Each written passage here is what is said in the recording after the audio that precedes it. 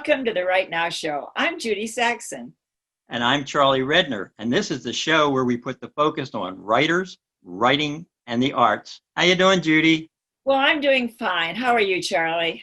Doing well, except I just learned a big lesson. I got to keep working out. I've been working out for 40 years. When COVID hit, I had March, April, and May off. I said, isn't this great? I don't have to work out. I fell apart. So I'm now walking 2.5 miles every morning, got my weights out, and I'm finally getting a little bit back into shape. Oh, How about you? I decided to redo my little garden. So I've been buying flowers and planting and digging and planting and digging. So I thought that's good exercise. That's hard work. I did that. Hard walk. And then some walking, but now my garden is just about done. So tomorrow, Charlie, I'm starting a new walking regime. You've inspired. Good. And pick up your pickleball again. Oh, that's a fun game. That's a fun game. Well, Charlie, I am really looking forward to speaking to our guest today. His name is Arienka Mckindy. He trained as a barrister and is a lecturer in law at a number of colleges and universities in the United Kingdom. He's the author of the biography Dick Tiger, The Life and Times of a Boxing Immortal, and Frankie DePaula, The Life and Mob Slaying of Frankie DePaula. Welcome, Ade. Thank you. It's a pleasure to be with you. Full disclosure, I've been talking to Adi, I guess, for at least 10 years now. At least we've been emailing and posting because we both had a coincidence that I was writing about a boxer and you were writing about an opponent for him. On 2 occasions, they fought for the world championship. That's amazing. Tell us a little, yeah, it is. Tell us a little bit about your background, about where you grew up and how you came to England and. Well, I was born in Nigeria, but I grew up both in Nigeria and England, and became permanently resident in England when I was a teenager. So been sort of to in and froing. Right. Do you get dual citizenship, or you're just a permanent resident of England? Well, no, I'm a British citizen, so good for you. Great. That one is enabled. I get that through my mother, and so I think Nigeria also accepts dual citizenship. I think that's wonderful. I wish I had that with Britain myself. Sometimes you want to leave your country, you know, you get away. Right. I have learned so much more about boxing from reading about the Frankie DePaula book. And tell us a little bit about how boxing started. It's kind of a brutal sport from my point of view, but it's just interesting, the history of it, how this came to be. Wow. Do you want us to go back to ancient Greece? And we could do with Greece, but we could start with maybe something a little more recent, like 1891 with the Queensberry rules. Yeah, because where to start with boxing? I mean, you have to obviously mention the fact that it is something that has existed almost from time immemorial.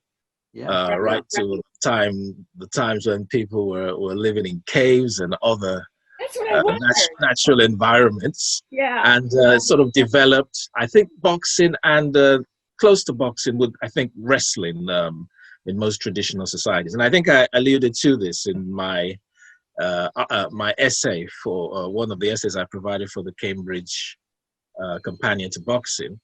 But yes, as Charlie alluded to there, Marquis in Queensberry came in the late 19th century. And before that, there was a big history also, in England. So England is seen as the birthplace of boxing. Yeah, I agree.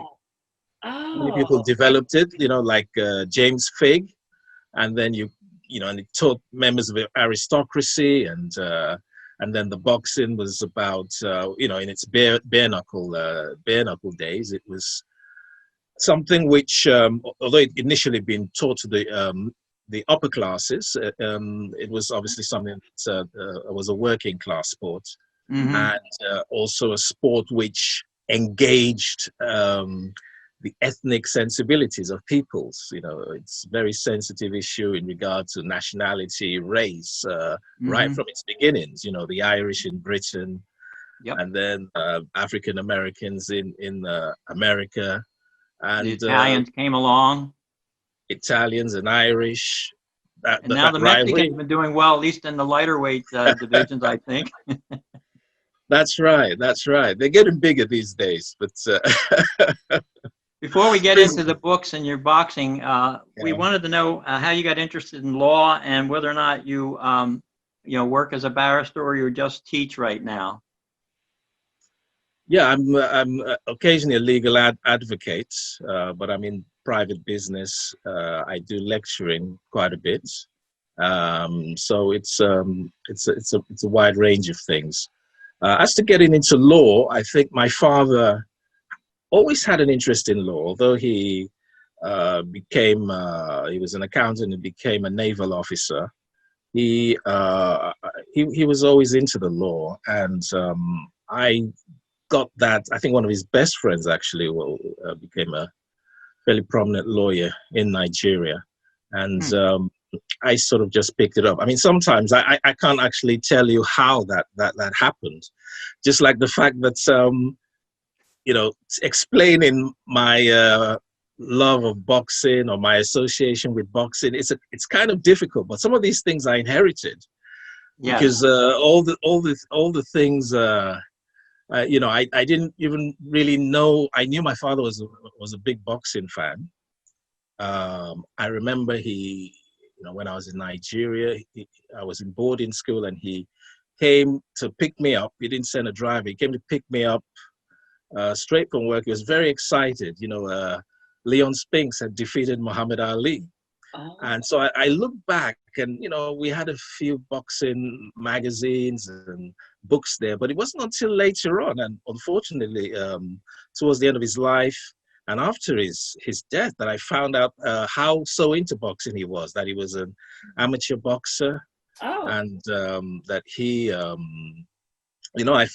found a pen pal request from him. I think this was the Facebook of previous eras. From and who? I found this from my father when he was a 22-year-old young man. And I found it in a Vancouver newspaper. Oh. So he just gives his details, what his name is. I live 45 Kose Streets, Lagos Island in British West Africa. And I'm particularly interested in communicating with people interested in boxing, something along those lines. And then I found out, also, although I spoke to him about Nigerian boxers who migrated to England in the 1950s, because I showed him the manuscript of the Dick Tiger book I eventually wrote. And I was surprised. After he died, my father's eldest brother, was telling me how they all knew Dick Tiger when they were young men. When Dick Tiger was a part boxer, but he'd come from the eastern part of Nigeria, and he was into petty trading. And they came to my father and his brothers lived in Lagos Island, and my uncle at that point, he came to England on a course. He worked for Unilever, and he came for a course, and he told me that when he came, my father actually gave him Dick Tiger's phone number and address in Liverpool. And my uncle went up to Liverpool, and he spent the whole day talking to Dick Tiger. So I didn't actually even know all of that. So here I am, Right. Oh. So the same thing with the law. My father, he said he wanted to be a lawyer, but he had his own career path, and it worked out well for him. He was a civil servant, an auditor in a federal ministry, and then he transferred to the Nigerian Navy. And in the Nigerian Navy, he held various posts. He was a diplomat, so that was another reason why I came to live in England as a child. So hence the to-in and fro-in. So he was the deputy defense advisor at the Nigerian High Commission. in the early 1970s. And he became the director of naval supplies and logistics. And so that was his path. But yes, the law and boxing somehow. Well, in boxing, did it appear? I mean, all of North African fighters and maybe most Europeans had to come to England, had to come to, say, Liverpool to earn their way to the big leagues and get over to America to make the big dollars in boxing. Well, certainly West Africa, Hogan Bassi, who was a world featherweight champion, he succeeded Sandy Sadler after Sadler retired, and there was an elimination contest. And he trod that path. So he sort of laid the path for Dick Tiger. And in the Dick Tiger book, I do give a kind of a socio-historical context of why they came over there. You know, Nigeria was part of the Protectorate of Nigeria was part of the British Empire. And after the Second World War, Britain was bankrupt, literally. It needed a lot of manpower. And they passed an act in 1948, which enabled increased traveling and immigration from parts of the Commonwealth. And a number of these people came from West Africa, and in particular Nigeria, which is the most populous country in West Africa. And so they went there, and they actually saved the British game, because the game there had gone into a recession in the early 1950s. And part of that had to do with the diminution of interest into boxing, you know, but also it had to do with what they call the entertainment tax law, a kind of a double tax on outdoor events, and it affected entertainment and sporting events. And so these African fighters, a lot of them West African from the English-speaking part, they then came to, you know, they fought not just in Liverpool, but Liverpool is very important because it's a seaport city. So historically, all sorts of immigrants would enter Britain through there, you know, such as the Irish, which is just across the Irish Sea, but other people. So it was Liverpool, London, and other big cities. Well, Dick Tiger, how did he get over to America? Did American promoters know about him and bring him over, or did he have his own camp? Not really. They didn't really. They wouldn't have really known about him. I think so. As I said before, it was Hogan Bassi laid the path. So Hogan Bassi, he emigrated to England, and then he made a name and reputation for himself in Liverpool, won the world title while he was still a resident, and then went over to America to chase the big money. Right. But and so Tiger really, he inherited Hogan Bassi's first manager in Liverpool. And then getting to America, he also inherited Hogan Bassi's contacts, one of who was Jersey Jones, Wilfred Jersey Jones. Right. Could you tell our viewers who aren't familiar with Dick Tiger just a little bit about his life, just kind of a thumbnail sketch about, which is probably very hard to do, but for those that aren't familiar? Well, Dick Tiger was a three-time world boxing champion. Twice at middleweight and once at light heavyweight. He was born in the Southern Protectorate of Nigeria, which became the eastern part of Nigeria. And he was one of those migrant fighters who came over. Unlike Hogan Bassi, he didn't give the signs of being a very skillful boxer. He had a very hard time adapting. He lost his first 4 fights when he came over to England, but he got better over the course of time. And so he was a very hardworking man. He had a lot of principles behind him. He came from the eastern part, as I said, and his ethnic group were the Igbo people, who a lot of people will be familiar with from the tragic history of Nigeria and the Nigerian Civil War and the secession of Biafra. And Tiger was a big hero in Nigeria, becoming a world champion after Hogan Bassi. And but when the Civil War came, he felt his loyalty should be with his people, the bulk of whom wanted to secede from the rest of Nigeria. So he was a very, very shrewd man and a very dynamic fighter. When he came over to England, he'd already won over the people in Liverpool, the boxing fans in Liverpool, and it's the same thing. Late 1950s, Madison Square Garden, the last How long phase. did it take him to reach the upper limits where he was getting championship fights? How many years did he? It didn't come easy to him, but in Britain, he eventually won what was called the British Empire title, that is now known as the Commonwealth title. And then when he came over to America, it took a long time for him to get a title shot, but his popularity was growing all the time. And so the people in America, the fans, were demanding that this man needs a title shot. Bear in mind what we were saying about the the different races and nationalities into boxing. And by this time, the ethnic rivalries between the Irish and the Italians and the Jewish fighters of the 30s and 40s, that had got sort of been denuded. It was getting to be a thing of the past, although there was like a black-Italian rivalry, Sugar Ray Robinson and the likes of Graziano and Carmen Basilio.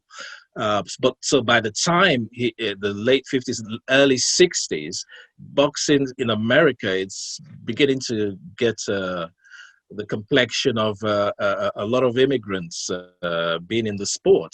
So, that tragic fight between Benny Kid Paret and Emil Griffith, that was kind of symbolic in other ways because there were these two immigrants, one from the Virgin Islands and the other one from Cuba. And so eventually he got there. And when he got there, he hung on for a long time, into relatively an old boxing age. He was a marquee figure, as I note in the Dick Tiger biography.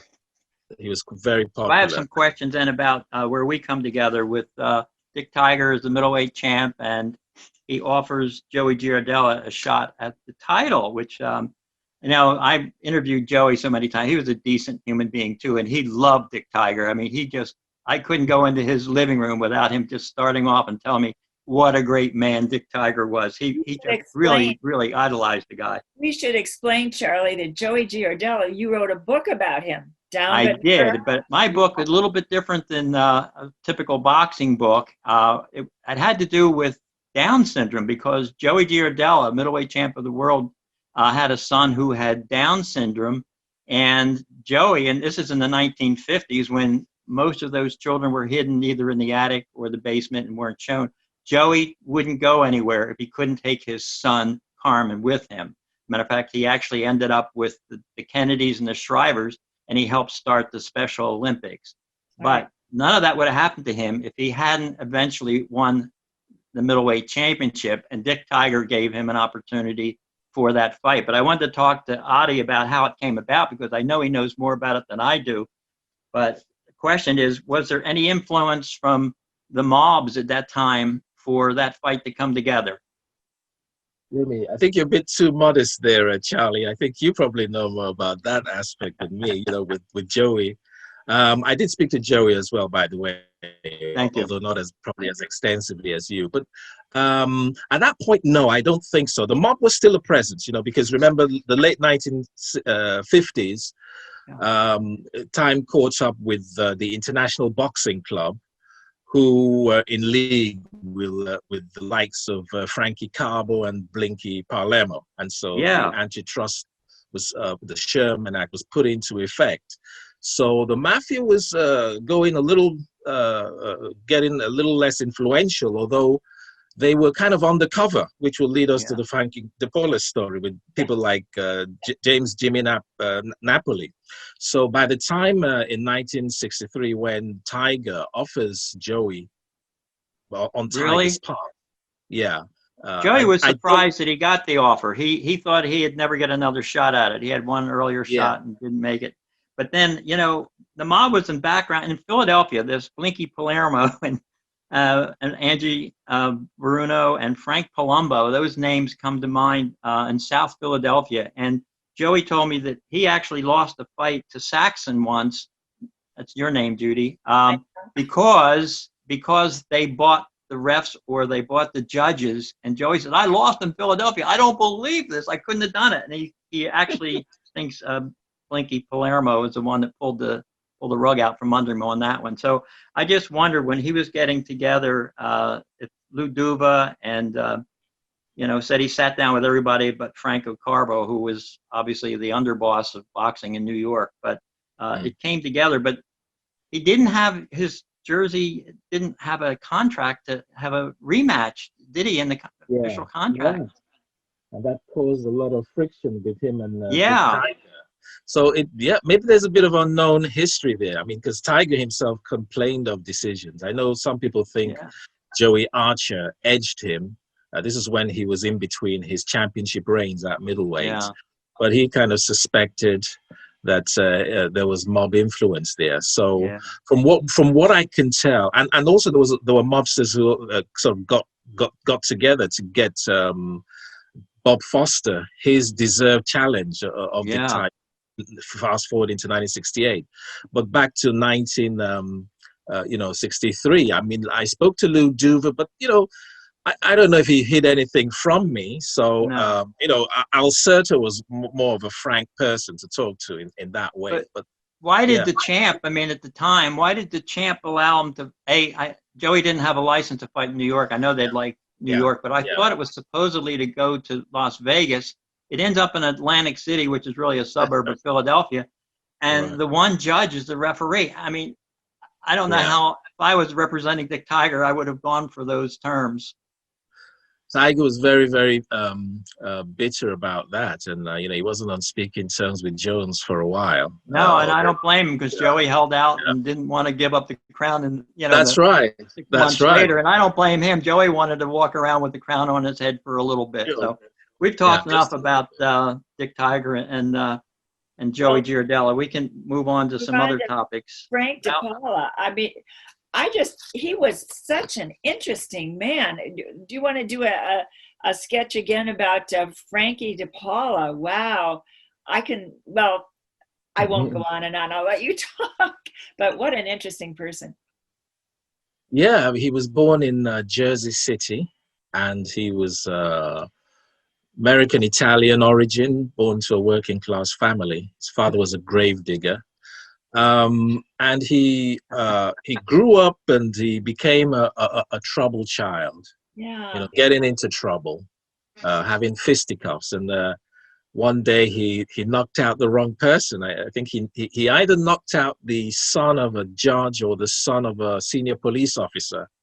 So that one guaranteed that he would go to a juvenile hall.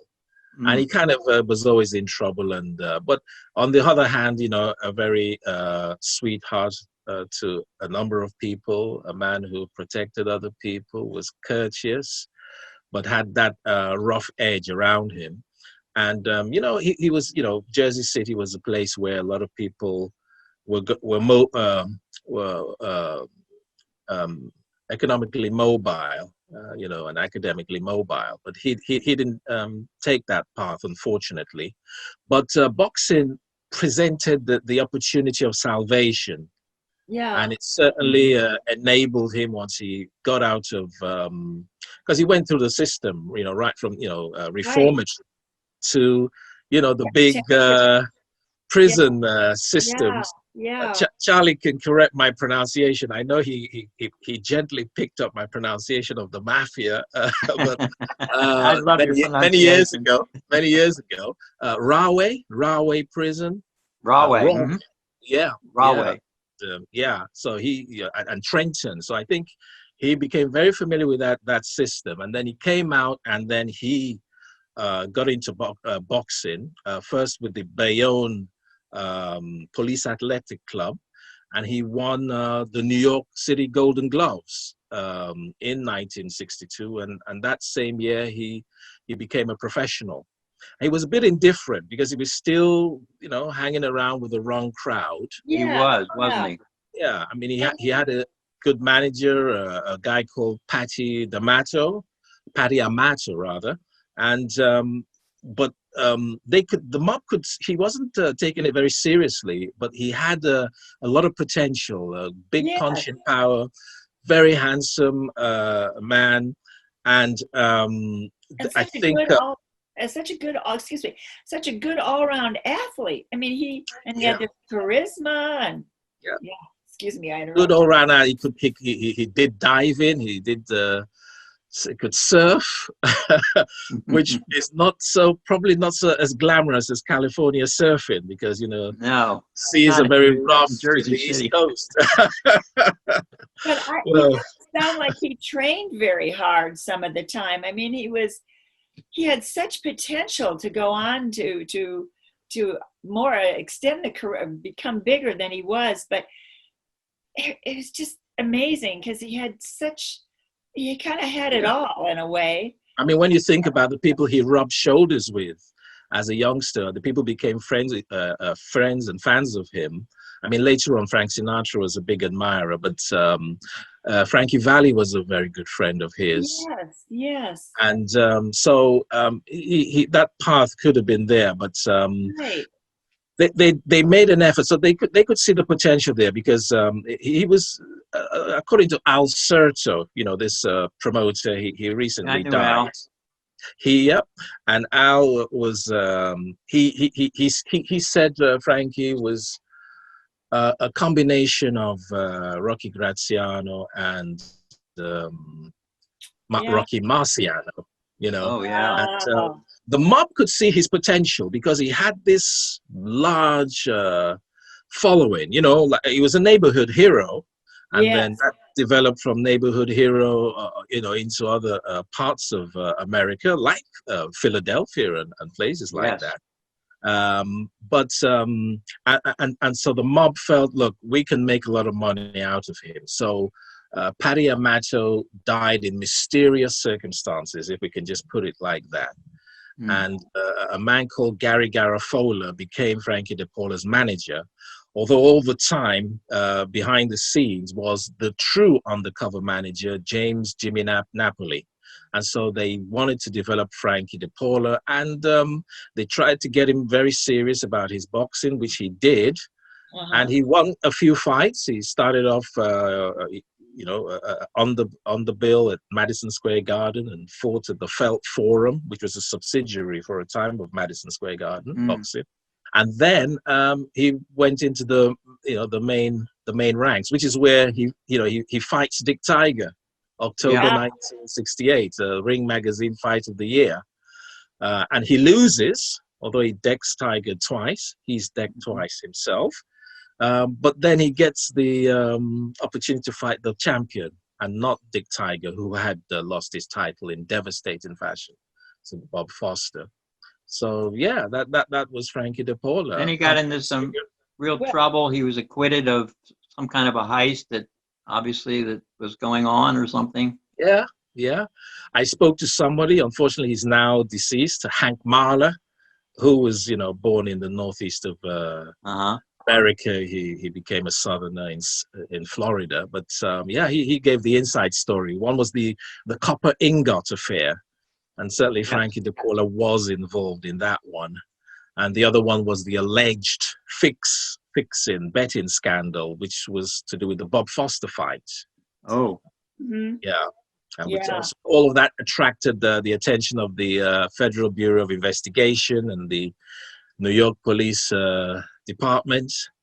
And unfortunately, it led to his doom. It was just really too much. I think, you see, what happened at that particular point in time when the law enforcement people got people who they hoped would help them bring down mobsters, what they would do is essentially expose them to the possibility of retribution by getting them to talk to the government. And so, in a way, calling Frankie DePaula to speak with the cops in New York City was really signing his death warrant, because it gave the impression that he was giving up information. I know that Al Certo says Frankie DePaula definitely was, because he wanted his license back that had been suspended, and he felt that he'd been used by the mob. So both aspects appear to be true in themselves, but ultimately he was So gone down.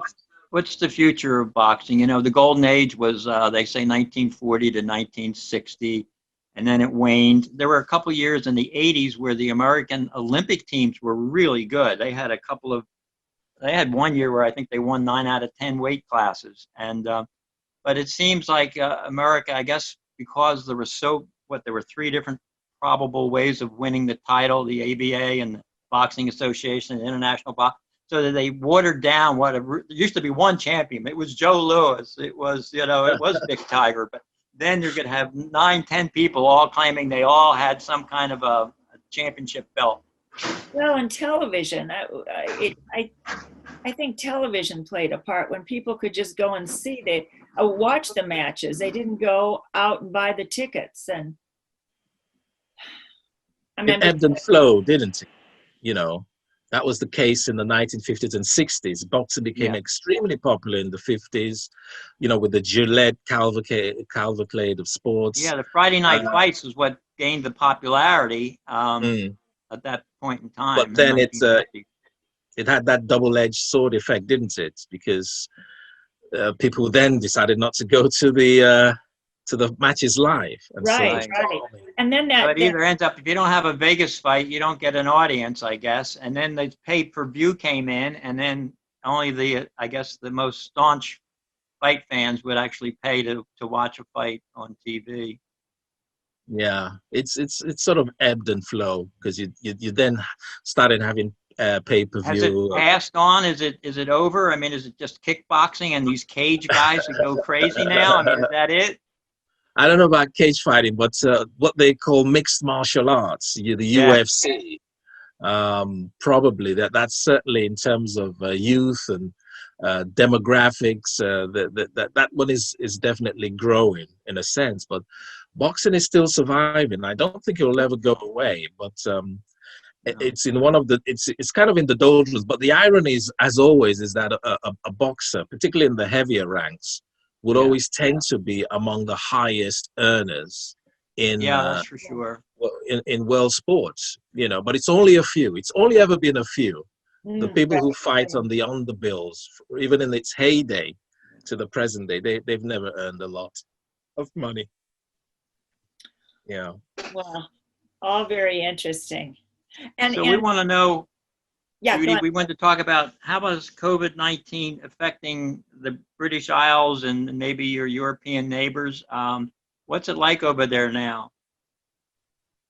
Well, it ebbs and flows. I don't know if it's the nature of the illness or of the virus or the bad governance, because the rules keep changing and there are different effects in different parts of the country. So I know in America where libertarianism is very strong, there are people refusing to wear masks. And in Britain, there is a bit of resistance. They've had these big demonstrations occasionally. I think there's going to be one tomorrow. Resistance to wearing masks, or what is the resistance to what? When you said yeah, I don't know if it's more an instinctive thing about the government telling you what to do and people not wanting it. And also, apart from that, people feeling that although there is a virus, there's certain parts areas in the society, older people who are more vulnerable to catching it than others, and that strategically it could be better to take a different path. But the whole scenario is very confused. I know Sweden had its own model, which didn't involve, lockdowns and that sort of thing. But apparently that's not gone well. There were differences, Northern Italy at one point seemed very terribly hit, but not the rest of the country. Right. And then if you compared Northern Italy, which had a decent health system, but Germany avoided, the early ravages as was seen. So I don't know. It's it's something there's certain mysteries to it. I mean, what I don't like about it is the wealthy people and the oligarchs using it as an opportunity to Mhm. get bailout money when ordinary people, governments are debating as to how, how I know this is the case in the United States and Yeah. Britain, for small business owners and other people. So that aspect for sure, I definitely don't like that one. Yeah, they want to bail out the airline industry over here and probably train transportation and things like that, which has some. How about you personally? Are you still lecturing? Are you doing Zoom meetings and Zoom lectures or school? Yeah, What they are call you it.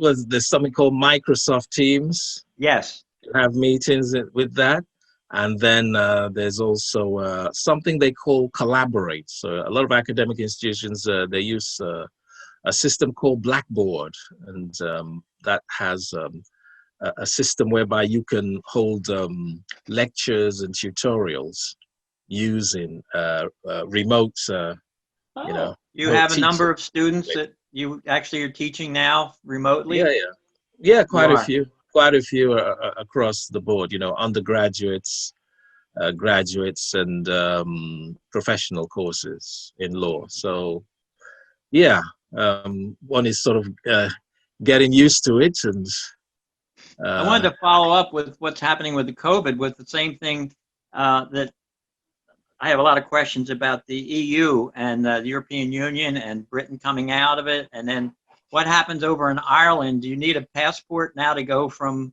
Northern Ireland into Ireland? Or, I mean, what's happening over there? It's very confusing yeah, for the colonies over here to understand.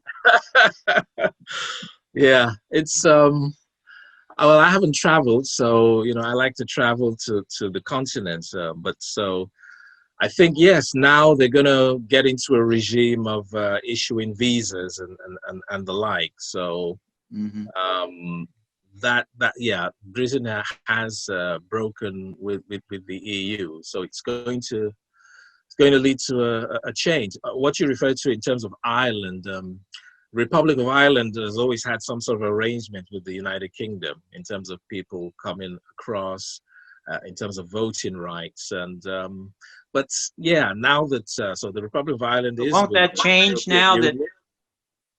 you're out of Yeah, the union? yeah, Because I thought before they had worked it out where you just go yeah, back and forth like you would going from New Jersey to Pennsylvania. But yeah. It's going to now be a I think big they're forced yeah. to do something legally, I think. It's actually resurrected certainly in north of Ireland, as it's called to Republicans, and Northern Ireland to Unionists. That old trouble of republicanism and unionism, the Catholic communities and the Protestant ones. Yeah, there is an issue about that because Yeah. they reached a peace agreement, and that peace agreement in the late 1990s was supposed to facilitate, if not a united Ireland, which had been the objectives of the Republican Right. community, including the Irish Republican Army, but Right. at least a closer cooperation, and that is in peril because of the of Brexit. And so there's something called the backstop, and there's all this arguing to and fro as to whether passports should be shown and the like. So is there it's a really confusing time. But they are interesting times, as that Chinese they proverb are goes. is there a lot of interest in Britain about the American politics and what's going on here? Yeah, of course. I mean, Donald Trump is a superstar. He may be demonized or lionized. So, oh, for sure, United. I have a special interest in the United States on many levels, but Do you? I think a lot of people just America punches well above its weight. So everybody's That's an interesting way naturally, to put it. yeah, naturally. Well, given the population size and relative to the global population and being a Right. superpower emerging after the Second World War. So Yeah. it's yeah, so there is that interest. So people are interested in what happens with Trump, and they do unfortunately have this it's not as obviously as pronounced as in America, with this culture war that surrounds Yeah.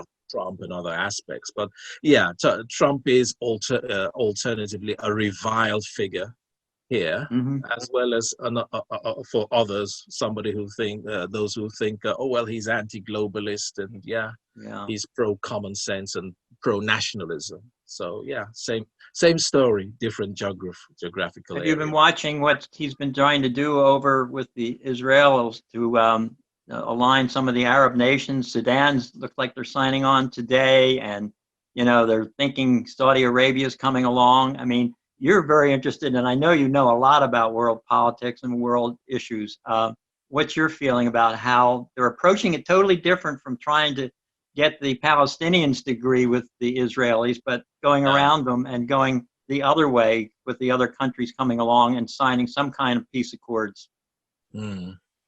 It's a very interesting approach. It doesn't bode well for the Palestinians, who will feel they've been sold out. Right. In many instances, right from the beginning, they were sold out because They were. they were never armed during the first war after the British left, after the mandate was over, and the forces of the Jewish agency were much too powerful. The other Arab countries like Egypt, Jordan, Lebanon, they were not interested in conquering Israel. They were what was going to become Israel. They just wanted to hold on to land, and they were not concerned with the Palestinians at all. Right. And that's been the unfortunate story. There's always been a symbiotic, for a long time anyway, a symbiotic relationship between Israel and Saudi Arabia. So it's no surprise with all these Arab sheikhs investing in New York and the United States of America. There have always been these links through with Israel, through Jewish communities, and also indirect links. And so it's an interesting way of going about it. But I think the best solution ought to have been right from the start, not to have separate pieces with different nations, but a collective piece to finally just sort the whole thing out, It's been going on since the end of World War I, right? When the Europeans sliced up the Middle East the way they thought it should be bordered. What? Yeah. Oh, excuse me. Go on. Go on. No. No, I was just, I was remembering, I was thinking about your blog, and we want to talk about your blog that you do. Do you want to tell our viewers about that and how they can find it? Well, it's just my blog with my name, Arienka Mckindy, and I write, about the things that have interested me, like obviously boxing. And I remember when I started writing for, boxing websites in the early 2000s, and I always had in my mind that I would go on to write about international politics, even though I wasn't writing as much about it at that point in time. So so that's what we write about: global politics, history, a wide range of subjects. But there's a big emphasis on history. You did a book review. It was a very professional book review. Do you get paid to write book reviews, or do you do that for the love of writing?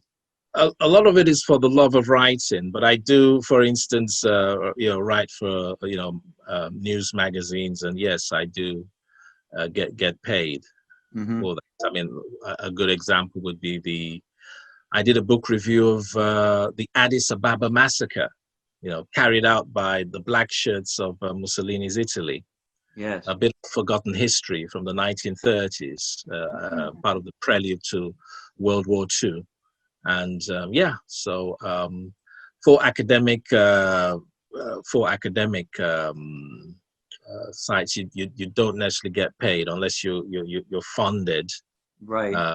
So you just offer your writing to them. I've been reading your blog, and when I asked for, I've ended up with academia keeps sending me emails now, and just because I've looked at a couple of your things, I'm now in there. Yeah, I'm it interests me. I'm interested in international politics. You and I have talked about Turkey a lot because I'm very concerned about what happens in Turkey. So goes, the Middle East, if you will. But I find it fascinating writing, and I love what you're doing.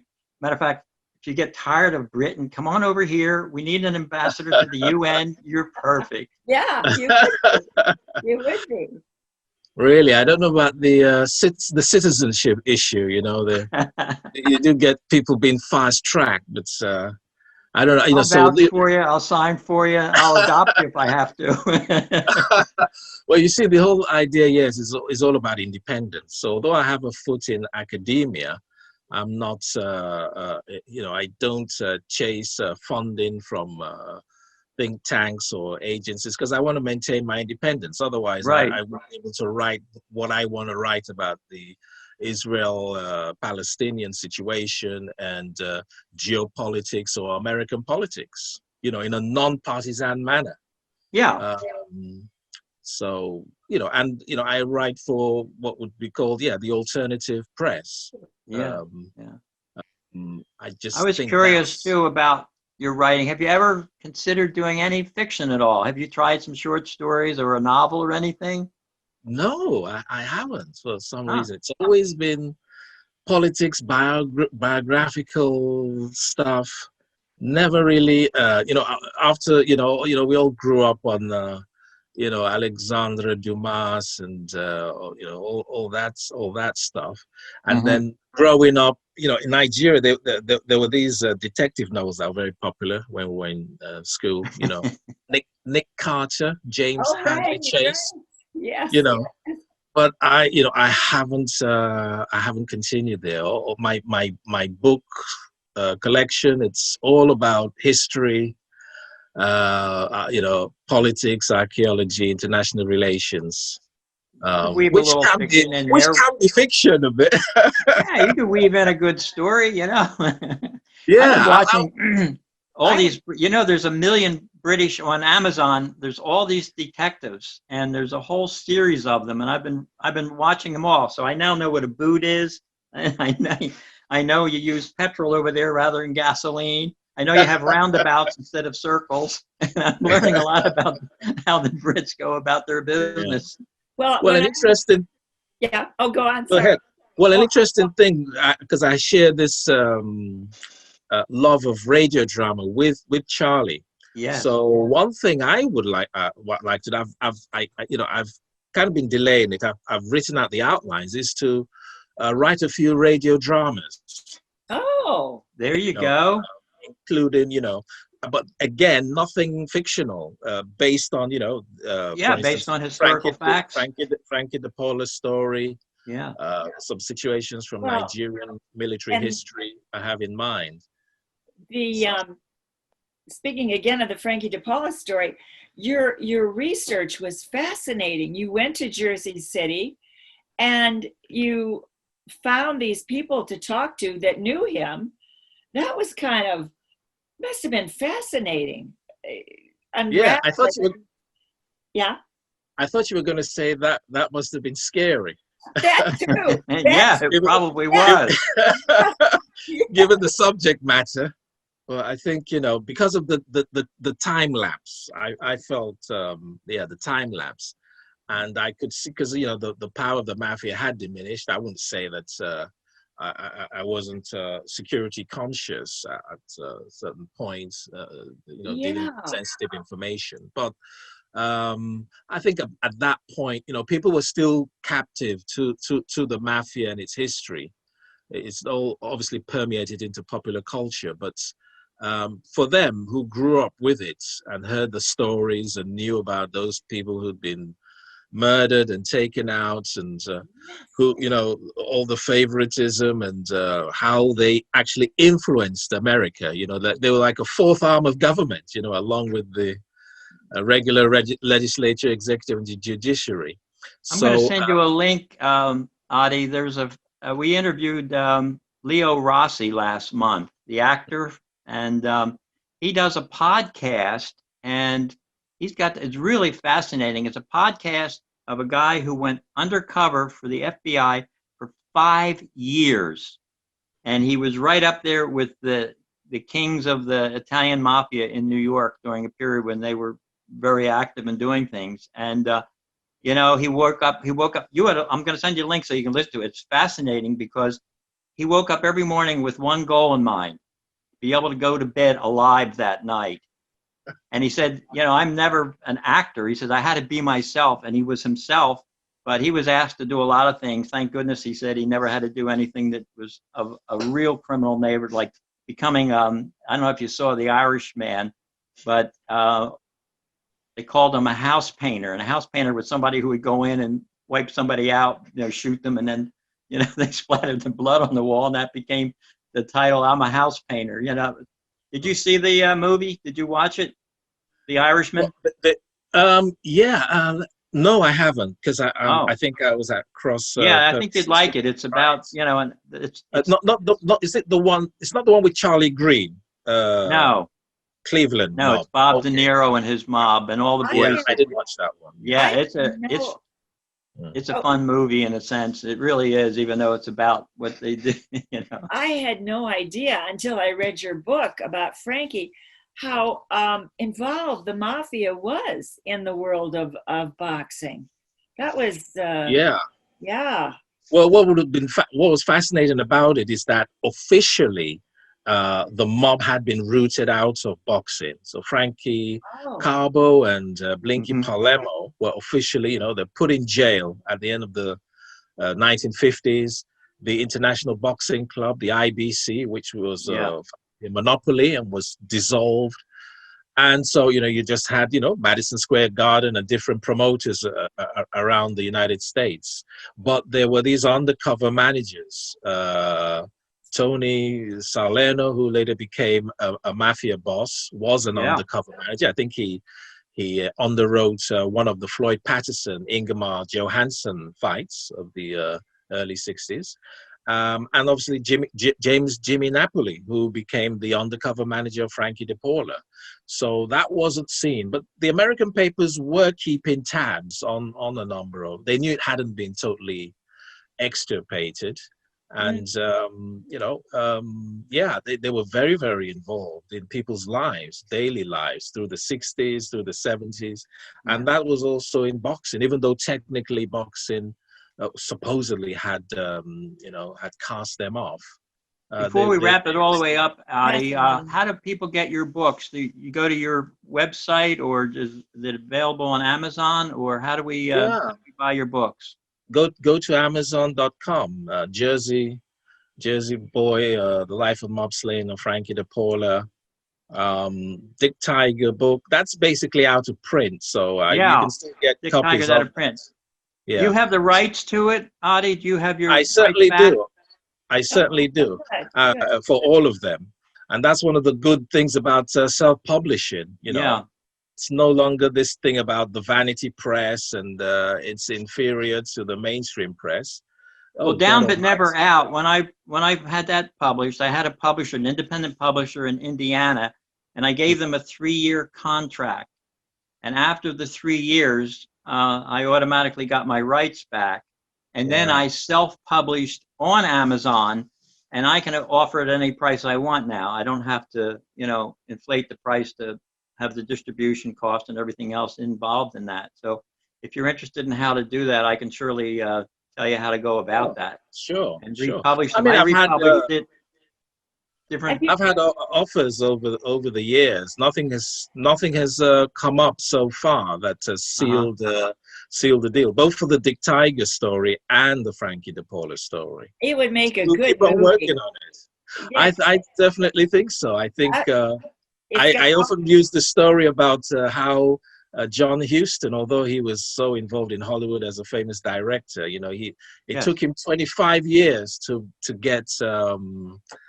Was it The Man Who Would Be King to the script? Wow. That was a 1975 movie with Michael Caine and Sean Connery, which was directed by Huston, but he wanted to direct it as early 50s, with Spencer Tracy and Clark Gable or something. Well, we mentioned Leo Rossi. Leo Rossi is an actor. He's also a screenwriter and a producer. And word has gotten back to me that they are working on Down But Never Out. They're calling it Canvas Dancer, which is actually a better title for just talking about the boxing side of my book and not the Down syndrome. So they tell me it's in the works, but obviously COVID-19 stopped production at the moment. But they're going to move on that. So I'm very interested to stay a part of that project. Right. Yeah, good luck with that. have you picked a new subject for a biography for a next? No, I haven't. After all these years, people did expect me to come up with another book. I think they were expecting more We do. on geopolitics, giving Ah, an insight into sort of these the secret world, the world of espionage and yes. Yeah. oligarchs, which is a real factor, as you would if you read the blog. It's I not have a about couple chapters of doing some things in Europe. It's I'll have to send them to you just to get your opinion on them. But right. it's kind of fun to do because you can go, you don't have to stick to the facts. You make them up as you go along. We're going to have to wrap this up, Adi, and I got to thank you so much for coming on. Thank you. You're a pleasure. You're a delight. You're so knowledgeable, and I just love talking to you. Me too. Me too. Thank you for having me. Thank you. Judy, do you have a final word or two? Well, I do. Speaking of boxing, here's a quote. To be a champ, you have to believe in yourself when no one else will. Sugar Ray Robinson.